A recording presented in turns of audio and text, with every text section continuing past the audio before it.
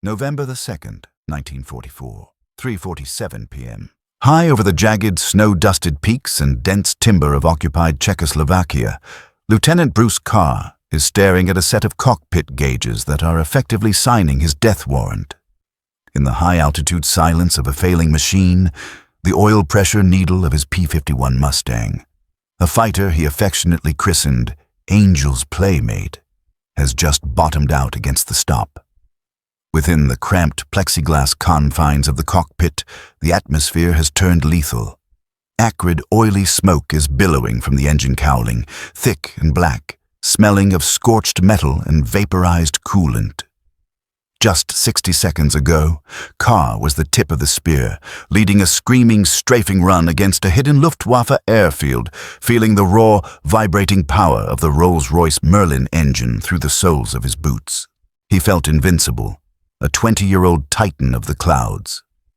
Now, he is just a terrified farm kid from Union Springs, New York, watching his engine prepare to seize and transform into a 400-pound block of useless iron. The Merlin gives one final, agonized scream, a mechanical shriek of grinding gears and shattering connecting rods. And then the world goes terrifyingly quiet. The massive four-bladed propeller windmills for a desperate few seconds, fighting the thickening oil, and then it simply stops, dead-bladed and frozen. Bruce Carr is no longer an elite fighter pilot. He's a glider pilot in a 30-ton lead weight with a sink rate that would make a stone look buoyant. He reaches up, yanking the canopy release. The freezing November air hits him like a physical punch to the chest, sucking the breath from his lungs. He rolls the Mustang inverted, watches the gray-green earth of the Reich spin above his head, and drops into the freezing void. As the silk canopy of his parachute blooms against the leaden sky, he doesn't feel relief. He looks down at the endless, hostile expanse of enemy territory stretching to every horizon. He is 200 miles behind the German lines. He has a standard-issue .45 caliber pistol with exactly 7 rounds in the magazine. He has no food, no water, no winter gear beyond his flight suit, and the bright colors of his gear make him a neon sign for every German search party, flak crew, and local militia in the district. The mathematics of survival for an American aviator shot down this deep into the heart of the Reich were historically bleak. In the winter of 1944, the chances of a downed pilot evading capture for more than 48 hours were less than 20%. Most were either rounded up within hours or perished from exposure in the brutal European winter. But Bruce Carr was not a man who consulted the odds. He was about to execute the most audacious, borderline insane escape in the entire history of the United States Army Air Forces. He wasn't just going to survive the woods. He was going to walk into an enemy hive, steal their most sophisticated fighter, and fly it home through a gauntlet of his own side's anti-aircraft fire. To truly understand the sheer madness of what Bruce Carr was about to do, you have to understand the fabric of the man himself. Carr wasn't a product of elite military academies or high society flight schools. He was a product of the dirt and the sky of upstate New York. Born in Union Springs in 1924, he was a child of the Great Depression, a kid who learned early on that if you wanted something, you had to take it. At 15, while other kids were dreaming of cars, Carr was trading labor for flight time with a local crop duster named Earl. He spent his teenage years low to the ground, learning the seat of the pants, flying that makes the difference between a pilot and an aviator. By the time he enlisted in the Army Air Forces in 1942, he had more flight hours than many of the men assigned to train him. He was a natural, but he was also a lightning rod for trouble. He was aggressive to the point of being a liability, possessed of a stick-and-rudder skill set that allowed him to push an airframe to the absolute breaking point. His first commander in the 9th Air Force actually tried to have him transferred, labeling him dangerously over-aggressive. In Carr's mind, there was no such thing. You either killed the enemy, or you died. He had already carved a name for himself as an ace, with over 7 confirmed aerial victories. One of his most famous exploits involved a low-level dogfight where he chased a German Messerschmitt Bf-109 through a dense forest, flying so low that his propeller was clipping the tops of the pine trees until the German pilot, overwhelmed by the sheer insanity of the pursuit, lost his nerve and plowed into a hillside. This was the man who was currently drifting toward the Czechoslovakian timberline. When Carr's boots hit the frozen earth, he didn't follow the survival manual's primary directive. The manual said to head south or west toward the shifting Allied lines, staying as far away from German infrastructure as possible. Carr did the exact opposite. He checked the compass on his survival kit and started trekking north, back toward the Luftwaffe airfield he had just finished shooting up. His logic was a masterclass in counterintuitive survival. The Germans would be scouring the woods in every direction away from the base, assuming the pilot was running for his life. The last place they would look for an American was in their own backyard.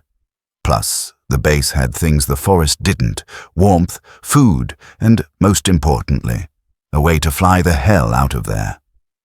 For 4 days, Bruce Carr lived like a predatory ghost. He was a shadow moving through a landscape of enemies. He moved only during the deepest hours of the night, his summer-weight flight suit now caked in mud, pine pitch, and frozen slush to act as makeshift camouflage. He drank from ice-rimmed streams that made his teeth ache and his throat swell. He spent his days burrowed into hollow logs or under piles of frozen leaves, listening to the crunch of German boots and the barking of search dogs passing within yards of his position. Hunger became a physical entity, a gnawing animal in his stomach that started to erode his focus. By the 4th day, the cold had settled into his bones and his body was beginning to cannibalize its own muscle tissue for warmth. He reached the perimeter of the German airfield under the cover of a freezing pre-dawn mist. He lay in a ditch, shivering violently, and watched the morning routine of the Luftwaffe. And then he saw it. A Focke-Wulf 190, the legendary butcher bird, was sitting in a dispersal revetment. This wasn't just any plane. It was the apex predator of the German air arm, a radial engine beast designed for one thing: killing Allied bombers and their escorts. 2 German mechanics were performing a final pre-flight check on the aircraft. Carr watched with predatory intensity as they topped off the fuel tanks, ran the 700-horsepower BMW 801 engine through a power check, and then, in a stroke of monumental German arrogance, they walked away to the mess hall for their morning rations, leaving the engine warm, the tanks full, and the cockpit unguarded. Bruce Carr didn't wait to think about the consequences. He didn't think about the fact that he had never even sat in a German cockpit, or that he couldn't read a word of the instrumentation. He sprinted across the open, oil-stained tarmac, his twisted and swollen ankles screaming with every impact. He scrambled up the wing root, yanked the sliding canopy back, and dropped into the seat of the enemy. The interior of the WW190 was a claustrophobic maze of dark gray metal, Gothic lettering, and unfamiliar layouts. Every gauge was in German, every measurement was metric, and the throttle moved in a way that felt alien to a Mustang pilot. But Carr didn't need a manual. He needed the sky. He scanned the console, looking for anything that resembled a starter switch or an inertia crank. He found a T-shaped handle on the right side, pulled it, and heard the familiar, rising whine of a starter flywheel. He held it until the pitch reached a scream, then engaged the clutch. The BMW 801 radial engine didn't just start. It exploded into life, a 14-cylinder symphony of violence that vibrated the entire airframe. He didn't bother looking for the taxiway. He slammed the throttle forward, the tail of the Focke-Wulf lifting almost instantly as the massive propeller bit into the cold air. He roared across the grass, swerving between parked Junkers bombers and clearing the roof of the airfield's main hangar by a margin of feet. He was airborne, but he was now the most hunted man in the sky.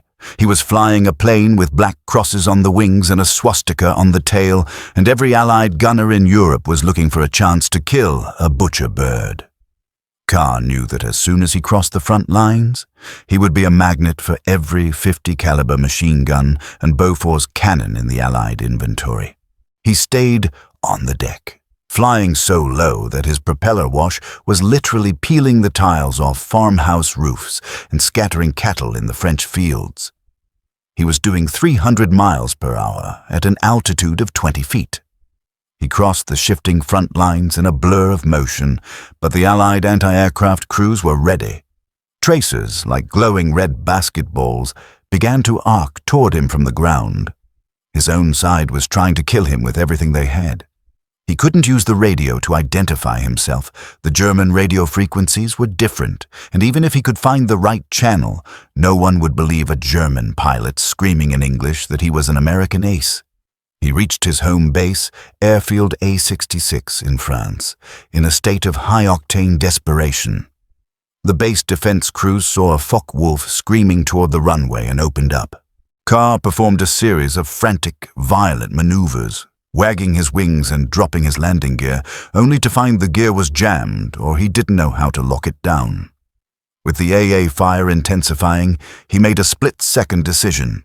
He cut the power, flared the heavy German fighter over the grass adjacent to the runway, and performed a brutal belly landing.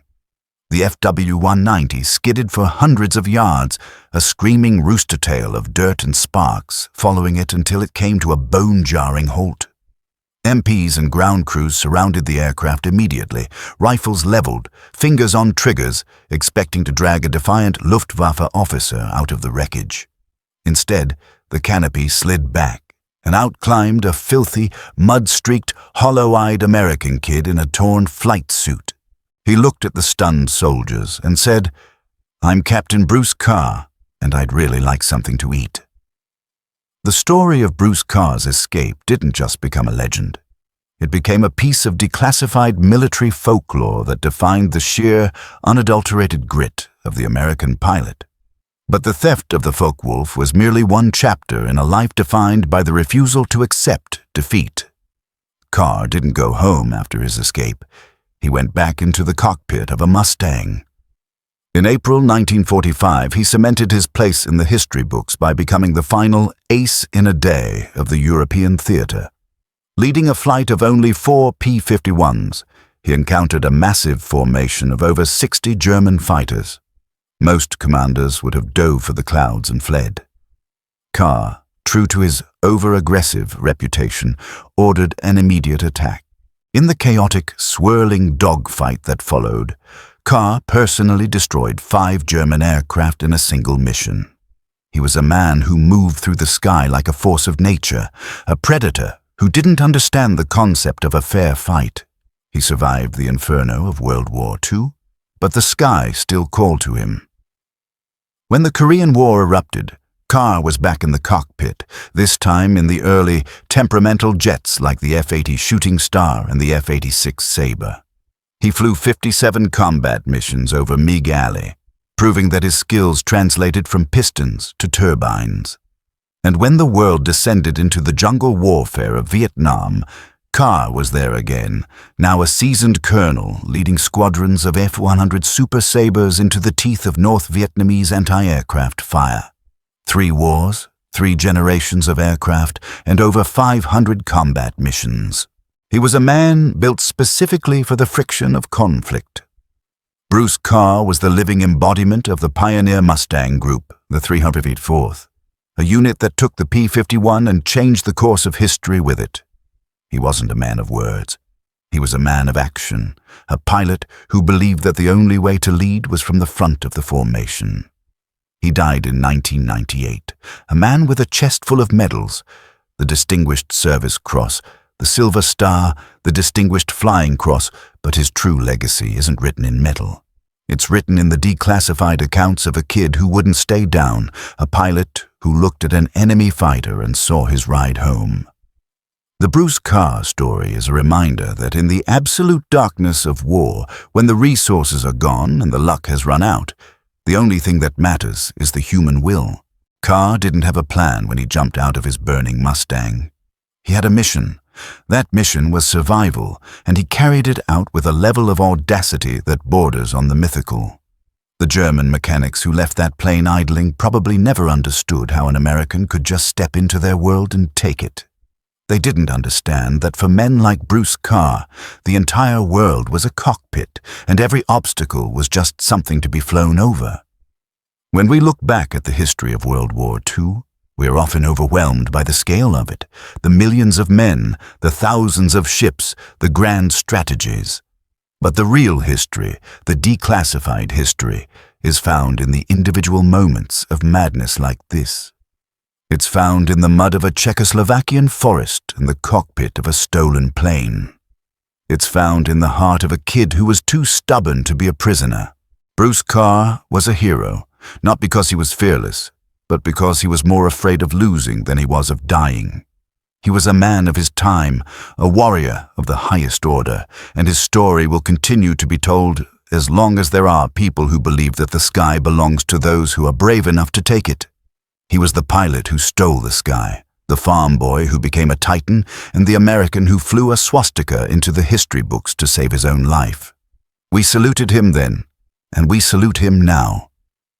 This has been a WW2 Declassified presentation, bringing you the truth from the archives and the stories that define the greatest conflict in human history. History isn't just a record of the past, it's a manual for the future, a reminder of what the human spirit is capable of when the stakes are everything. Bruce Carr was a master of that spirit, and his legacy is a beacon for anyone facing their own impossible odds. He proved that no matter how deep you are behind the lines, no matter how many guns are pointed at you, there is always a way home, if you're willing to steel the wings to get there. The sky over Czechoslovakia is quiet now. The airfields are gone, and the planes are in museums, but the ghost of Bruce Carr still flies in the stories of those who refuse to stay down. He was a Mustang pilot, a Focke-Wulf pilot, a jet pilot, and a hero. He was Bruce Carr, and this is his story. The records of the 9th Air Force are full of incredible feats, but the Bruce Carr incident stands alone as a pinnacle of individual initiative.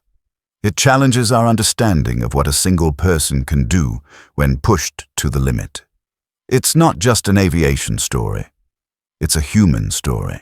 A story of a kid who wouldn't let the war end his life on anyone else's terms but his own. He was a predator of the air, a man who lived at 400 miles per hour and thought even faster. When we declassify these files, we don't just see the dates and the facts.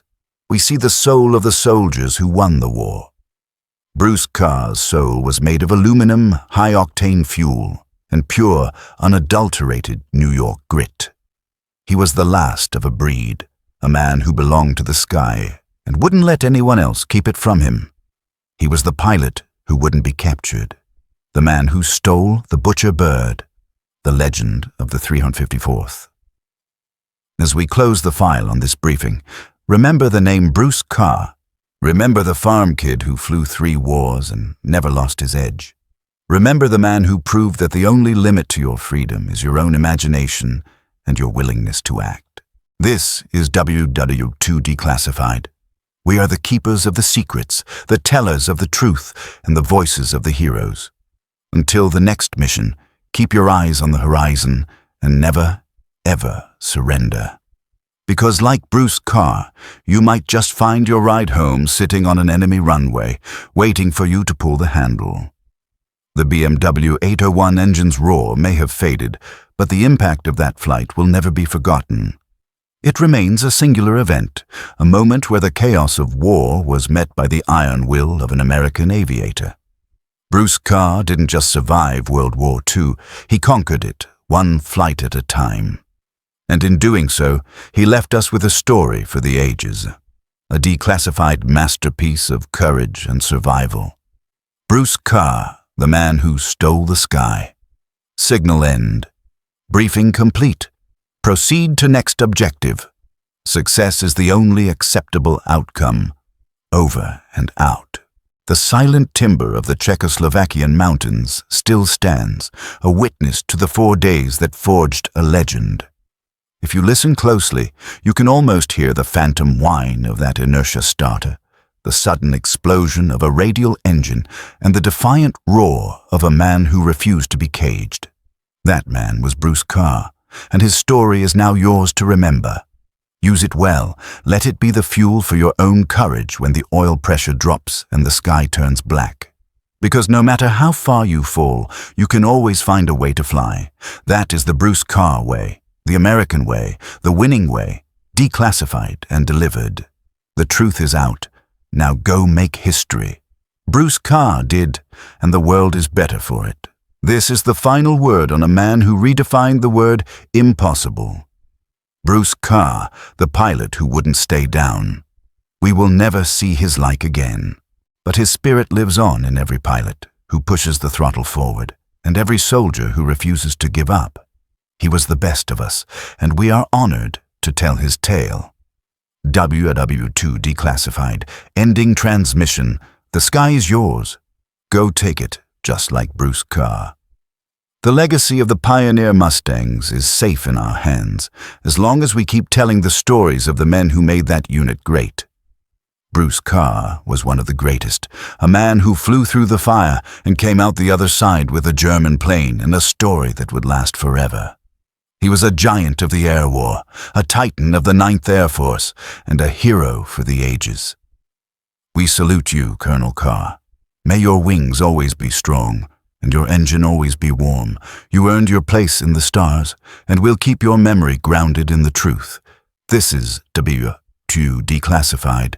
Signal lost. Mission accomplished. The story of Bruce Carr is a declassified epic, a journey from the brink of death to the height of glory.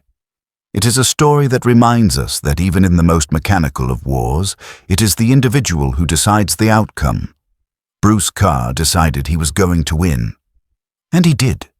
He won 3 wars, he won the respect of his enemies, and he won a place in history that no one can ever take away. He was Bruce Carr, and this was his sky. We are just the ones lucky enough to tell you about it. Keep the secret alive. Keep the history real. Keep the valor in your heart. WW2 Declassified. Signing off. The flight is over, but the legend is just beginning. Every time an aircraft takes off, a little piece of Bruce Carr goes with it. The spirit of the aviator, the spirit of the escape, the spirit of the winner. That is the Bruce Carr incident. Declassified. Done. Delivered. The truth of the stolen Focke-Wulf is now part of your operational memory. Use it to inspire, to educate, and to remember the cost of freedom. Bruce Carr paid that cost in sweat, blood, and fear, and he gave us back a legend. Thank you, Colonel Carr, for everything. The sky is yours, now and forever. This is WW2 Declassified. Final signal, over and out. Success is the only option. Bruce Carr proved it. Now it's your turn. What will your story be? How will you be remembered? Will you be the one who surrendered, or will you be the one who stole the plane and flew home? The choice is always yours. Choose wisely. Choose the path of Bruce Carr. Choose the path of the warrior. Choose to win. That is all. The history of the air war is written in smoke and fire. It is written by the men who stayed in the fight when everyone else was gone. Bruce Carr stayed in the fight. He stayed in the fight for 3 wars. He stayed in the fight until he was a colonel. He stayed in the fight until his last breath. He was a Mustang pilot to the end. And we are the better for it. Thank you for listening to the story of Bruce Carr. Thank you for remembering the heroes of World War II. Thank you for being part of WW2 Declassified. We will see you in the next briefing, where we will uncover the secret history of the men who fought in the shadows, the men who did what had to be done, the men who won the war. Until then, fly high and hit hard. Just like Bruce Carr, the sky is yours. Take it and never let it go. That is the Bruce Carr way, the only way, the winning way. This is the declassified reality of the greatest generation. They were ordinary people who did extraordinary things. Bruce Carr was an ordinary farm boy who did the most extraordinary thing in the history of the 9th Air Force. He stole a Nazi plane and flew it home. Let that sink in. Let it inspire you. Let it remind you of what we are capable of when we refuse to lose. Bruce Carr, a name that belongs in the pantheon of heroes, a name that belongs in your memory, a name that belongs to the sky. Bruce Carr, the pilot who stole the sky. This is WW2 Declassified. Closing file. Signal end. The briefing is now concluded. All data has been transmitted. The Bruce Carr incident is fully declassified. You are now in possession of the facts, the legend, the truth. Carry it with honor. The soldiers of the 9th Air Force would expect nothing less. Bruce Carr would expect nothing less. He was a man of high standards and higher courage.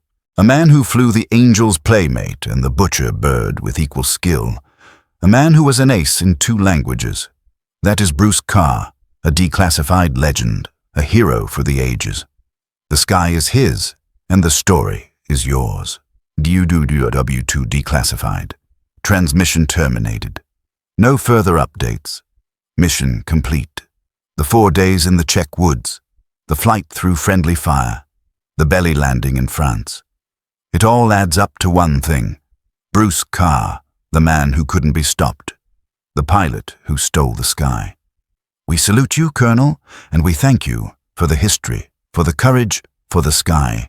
Final word, final signal. Bruce Carr, ace, hero, legend, declassified. The end. Actually, the beginning of the legacy, of the memory, of the truth. WW2 Declassified. Out.